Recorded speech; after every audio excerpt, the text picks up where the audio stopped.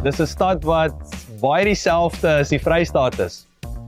Wel, nommer 1 is blerrie koud hierso. Dis nou so 0 grade Celsius, dis selfs te koud vir my 2 kortbroeke wat ek ingepak het. Die tweede rede hierdie is landbouwêreld. Die fondasie van hierdie plek is gebou op landbou. As gevolg van jou Italiaanse en Ierse immigrante wat oorgeskuif het in die 19de eeu. Natuurlik, die grond hier is verskriklik vrugbaar as gevolg van Lake Michigan. Nou, om jou 'n idee te gee van die grootte van Lake Michigan, die Gariepdam is 374 vierkante kilometer groot.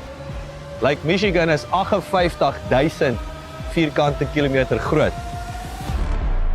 So die boere hierso kom vestig, natuurlik mielies, koring, soja.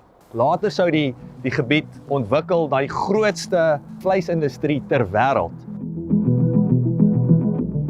En vandag speel Chicago nog 'n baie belangrike rol as gevolg van sy sentrale posisie in terme van die verspreiding van landbouprodukte, vleis en natuurlik baie belangrik die voedvervaardigings of die kosvervaardigingsindustrie wat hierso is.